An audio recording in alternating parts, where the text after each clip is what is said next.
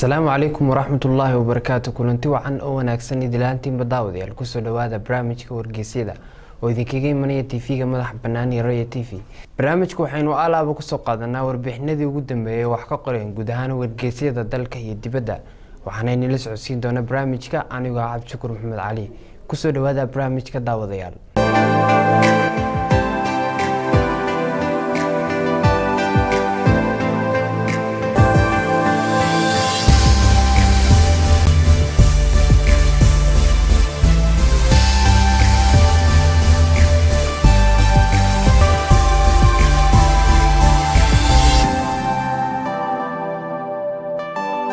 soo qabta daawadayaal warbixinta koowaad ee barnaamijka daawada maxaad ka taqaanaa dhakhtarad adduunka soo martay oo dadka ku daweyn jirtay gaajada waa qof xanuunsanaya oo la rabo in gaajo lagu daweeyo warbixintan xiisaha leh wax ka qoray wargeyska dawan aqoontii gaabneed ee cilmiga caafimaadka ee Yurub iyo waliba Mareykanka ka jirtay ayaa horseeday in qarnigii 19aad ay caan ka noqdaan cilaajyadii ay ku shaqaysan jireen dad sheeganayay inay yihiin kuwa aqoon u leh daweynta xanuunada ku dhaca aadmiga oo dhan. cilaajyadaasi waxaa ka mid ahaa mid ay furatay islaan lagu magacaabi jiray Parfer Hazard oo dadka badankooda loo keeni jiray in lagu daweeyo, waxayna caan ku ahayd naanaysta dhakhtaradii gaajada.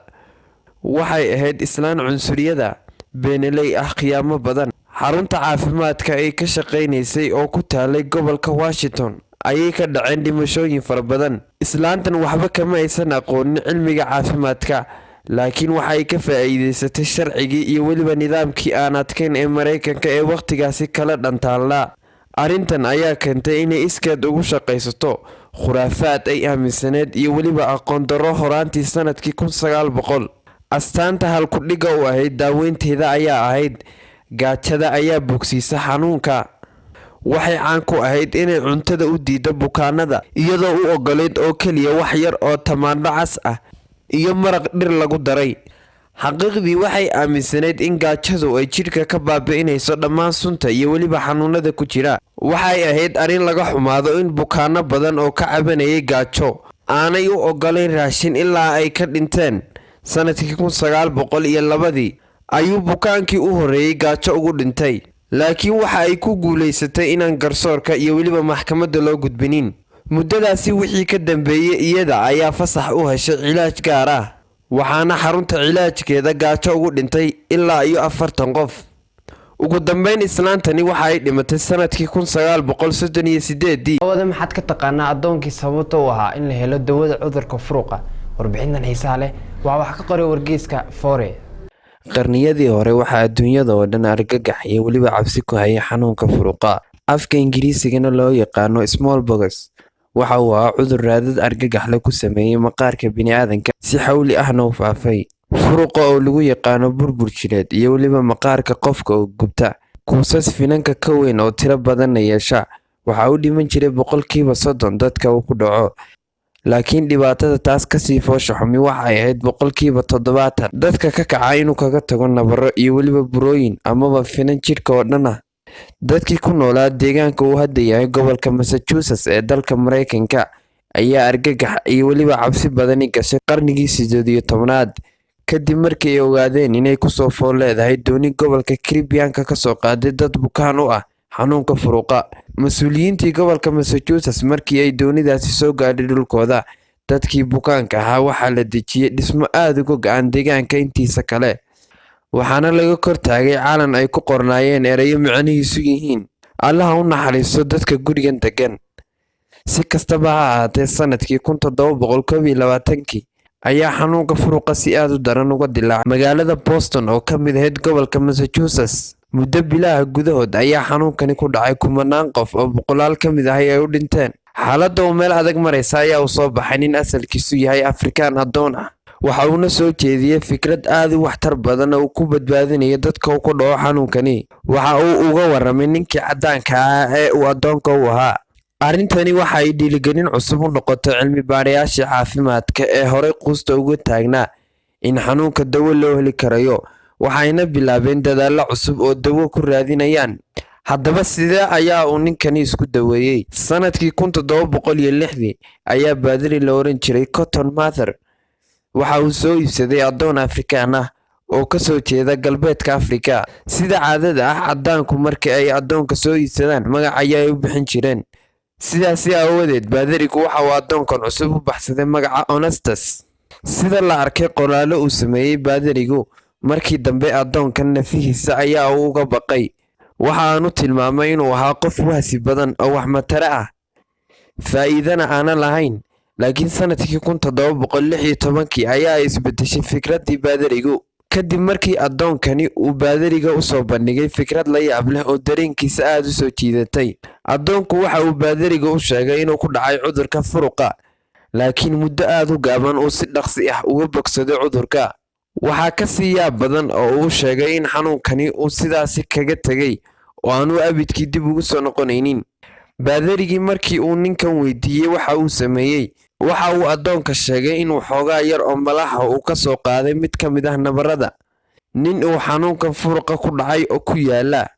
Kadib malaxdii uu ku shubay nabar yar oo gacantiisa ku samaysmay. Taasi ayaana u suurta gashay inay isbartaan jidhka iyo weliba xanuunka, kadibna uu habdhiskiisa difaaca iska caabiyo xanuunka. In dhaacaanka amaba dhiigga qof xanuun qaba lagu shubo qof kale waxa uu ahaa hab sida tallaalka casrigan xanuunka la iskugu beero u dhigma oo meelo badan laga isticmaali jiray, waxaana lagu tilmaamay tallaalkii bilowga ahaa. Meelaha aadka loogaga dhaqmi jiray waxaa ka mid ahaa Shiinaha. Baadarigii waxa uu aad uga helay fikraddan, waxa uuna addoonkii u soo jeediyey in arrintan lagu tijaabiyo qaar ka mid ah addoomaha kale ee uu haystay. Halkaasi ayayna ka bilaabatay in saynisyahanadu ay daneeyaan sheekada addoonkani. Ugu dambeyntii, saynisyahankii Ingiriiska ahaa ee Edward Jenner ayaa soo saaray tallaalka dabar jaray xanuunka furuqa amaba fantada. aan soo qabta daawadayaal markana warbixinta xigta. daawada maxaad ka taqaanaa karantiilka ugu dheeraa ee caalamka qof bini'aadana la geliyo? warbixintan xiisaha leh waxaa wax ka qoray wargeyska Geeska Afrika. Sanadkii 1915 waxaa xanuunka typhoidka laga helay dad lagu qiyaasay 15 ruux oo ku jira cisbitaal dhalmada ahaa oo ku yaala New Chelsea dalka Mareykanka.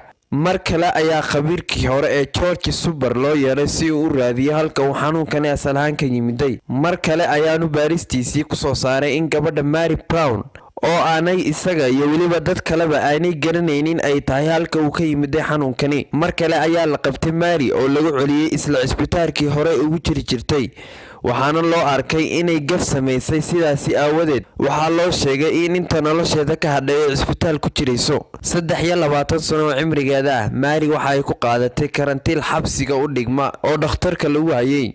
Sanadkii 1938 ayaanay u dhimatay dhiig madaxa kaga furmay. Mary meydkeedii waa la gubay iyadoo laga cabsi qabo in meydkeeda uu cudur ka faafiyo. Mary Mallon, inkastoo rubuc qarni nolosheeda ka mid ah ay ku qaadatay karantiil caafimaad, haddana waxa ay ku geeriyootay iyadoo aanay weli garanaynin waxa ay dhakhaatiirtu uga jeedo inay qabto cudurka typhoidka, maadaama ilaa markaasi aanay mar keliya ka soo ifbixin calaamadihiisu. Dhimashadii Mary iyo weliba gubistii meydkeeda kadib, waxa ay culimada caafimaadku aamineen in nidaamka caafimaadka ee dalka Mareykanka aanu gabadhaasi ula dhaqmin si cadaalad ah oo la siman bukaanka Mareykanka ah. Sababtuna ay tahay in gabadhu aanay xaasilay ahayn iyo weliba inay tahay soo galooti saboola. Markii ay geeriyootay kadib, waxaa la helay bukaanno kale oo cudurku ku dhacay, laakiin iyana waxaa ku filnaaday dhowr toddobaad oo karantiin lagu hayay. Xanuunkaasina waa ay ka bogsadeen. qof dhintay oo la aasay isla markaana dib loo faqay meydkiisa. warbixintan xiisaha leh waxaa wax ka qoray wargeyska Dawan. Meydka qabri ku aasnaa muddo hal isbuuc ah ayaa la soo saaray kadib markii la ogaaday inuu khalad dhacay. Nin Masiixi ah ayaa lagu aasay qabuuro loogu talagalay dadka muslimiinta ah ee ku yaala gobolka waqooyiga Nigeria dhaca ee Kano. Sababta markii hore loogu aasay halkaas ayaa lagu sheegay in labada ruux oo aad iskugu ekaa la isku khalday meydkooda. Aminu Adam oo ah imaamka guud ee bulshada ku dhaqan bartamaha gobolka Kano ayaa warbaahinta u sheegay in isaga uu qaatay mas'uuliyadda jahwareerka dhacay. waxaana loo sheegay in Cabdullaahi Ibwa uu meydkiisu ku jiray khaanada lambarkeedu yahay 22 qaybta meydka lagu keediyo. Basil Achesni ayaa ila ekaaday Ibwa. labadoodu waxa ay ahaayeen niman jir ahaan iyo weliba dherer ahaanba la isku qaban karo. kana mayna lahayn ayuu yiri Mr. Aminu Adam marka aan weydiiyey mid ka mid ah shaqaalaha qaybta meydka lagu keediyo ee cisbitaalka. waxay ii sheegeen in mararka qaarkood ay meydadka ka xiiraan garhka markaa waxaan iskaga meleeyey inuu ahaa Ibwa.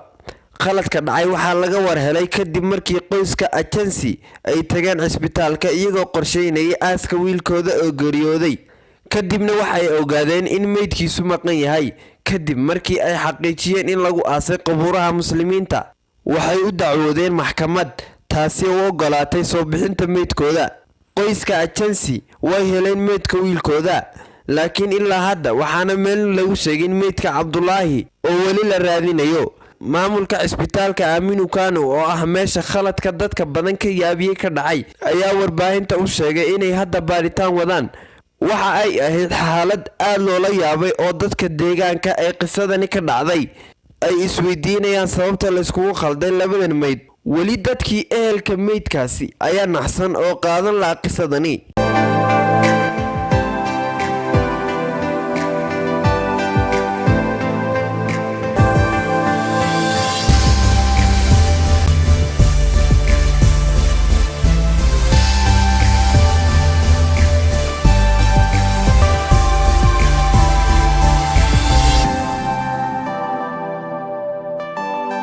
arooska gabadha ra'iisul wasaaraha ka dalka Denmark ayaa dhowr mar dib loo dhigay sabab la xiriira shirar ay ka qaybgalaysay. Warbixintan xiiso leh waa wax ka qoray wargeyska Fore. Haweeneyda ra'iisul wasaaraha ka ah dalka Denmark ee lagu magacaabo Mette Frederiksen ayaa markii saddexaad dib u dhigtay xaflad ballaaran oo la xidhiidha arooskeeda si ay uga qayb gasho shir ay yeelanayaan madaxda dalalka xubnaha ka ah Midowga Yurub. taasi oo la yaab ku noqotay dad badan oo isku diyaarinayay inay la dabaaldegaan xafladda arooskeeda. Kulankan ay dib ugu dhigtay arooskeeda ayaa ku saabsan mowduucyo la xiriira ururinta dhaqaale laga soo kabsanayo saameynta cudurka COVID-19. Miss Frederiksen ayaa la filayay in iyada iyo weliba saaxiibkeed Bo Thunberg uu arooskoodu dhaco. Barta ay ku leedahay Facebook ayay ku sheegtay inay ku khasban tahay ilaalinta danaha Denmark, xafladda aqalgalkeedana ay dib u dhigtay. Dowladda dalka Denmark ayaa ka soo horjeesatay qorshaha dhaqaale loogu ururinayo wadamada sida ba'an uu saameeyay cudurka COVID-19. Denmark, Sweden, Austria iyo weliba Netherlands ayaa sheegay in lacagta la ururinayo oo dhan 750 milyan oo dollar ay tahay mid aad u badan, waxayna ku adkaysteen inay deyn ahaan la iskaga qaado dibna loo bixiyo. Miss Frederiksen oo qoraal soo dhigtay Facebook ayaa waxa ay tiri: waxaan aad u rajaynayaa inaan guursado ninkan cajiibka ah, laakiin sida caadiga ah taasi ma aha inay noqoto wax iska sahlan. Sidoo kale waxa ay sheegtay in guurkooda uu dhici doono mar dhow, ninka ay u doonan tahayna uu yahay mid dulqaad leh. daawada maxaad ka taqaanaa nambarka ka yaabiyey guud ahaan saynisyahanada amaba dadka ku takhasusay cilmiga xisaabta? lambarkan oo ah lambar cajiiba daawade waxa wax ka qoray wargeyska Fore. bal si fiican u eeg lambarka 6174 ka ugu horeysa ee aad aragto wax muhiimad ah kulama muuqdo, laakiin xaqiiqdii wuxuu lambarkan muddo 70 sano ah mucjiso ku yahay khubarada xisaabta. ilaa sanadkii 1949 waxaa la fahmi laayahay lambarkan. haddaba nala eeg xaqiiqooyinka cajiibka ah oo laftaada ogow adiga oo aanan cidna weydiinin. soo qabso tiro ka kooban 4 nambar. tiro kasta oo niyadaada ku soo dhacda ugu yaraan hal nambar oo ka mid ah tiradaasi yuusan 2 jeer ku soo noqonin. eber xitaa way ku jirtaa. tusaale ahaan aan ka bilowna lambarka 1234. u qor lambaradan si isweydaar ah 4321. haddaba ku soo celi sidoodii hore ay ku toosnayd oo ah 1234. tirada yar ka jarta weyn oo ah 4321 waxaad ka jartaa 1234. hadda dib u samee tallaabooyinka 2, 3 iyo weliba 4 adigoo isticmaalaya natiijada soo baxday. aan isla samayno. 4321 waxaad ka jartaa 1234 waxaa soo baxaysa 3087. lambarka natiijada ah u qor si isweydaar ah, waxaa soo baxaysa 8730. haddaba isla tiradaasi kala wareeji waxayna soo baxaysaa 0378. tirada yar ka jarta weyn oo ah waxaad ka jartaa 8730. 8730 waxaad ka jaraysaa 0378 waxayna soo baxaysaa 8352. aan ku celino saddexdii tallaabo ee hore annagoo adeegsanayna tirada ku soo baxday natiijada. marka aan ku samayno annagoo ku shaqaynayna tirada ah 8352 8532 waxaad ka jartaa 2358 waxaa ku soo baxaysa 6174. haddaba bal mar kale ku celi adigoo isticmaalaya 6174 lambaradana u kala wareeji si isweydaarsan kadibna kala jar waxayna noqonaysaa 7641 waxaad ka jartaa 1467 waxayna soo baxaysaa 6174. sida aad aragtid laga bilaabo halkan lama sii wadi karayo tirada mana isbedelayso mar waliba waxaad heli doontaa isla natiijo ah 6174. xisaabyahan u dhashay dalka Hindiya oo noolaa sanadkii 1905 ilaa 1986 ayaa waxa uu ogaaday mucjisada ku duugan lambarkan 6174 wuxuuna arinta ku saabsan tiradan ee uu keligiis ogaaday dunida ugu sheegay shir ay isugu yimaadeen aqoon-yahano xisaabta ah kaasi oo ka dhacay dalka Hindiya sanadkii 1949.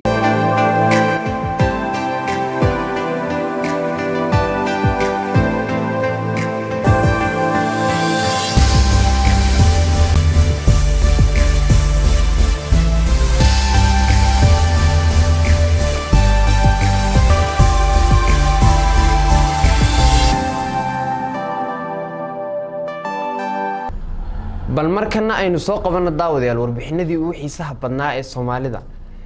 fanaanka caanka ee Maxamed Saciid Cabdi Biiki ayaa iskaga baxay guud ahaanba fanka. fanaankii Maxamed Saciid Cabdi Biiki oo ka mid ahaa haldoorka ugu magaca weyn fanaaniinta Soomaaliyeed ee waqti xaadirkan gaar ahaan fanaaniinta reer Somaliland dhalinyaraduna aad u jeclaayeen codkiisa tolmoon ee uu ku qaado heesaha.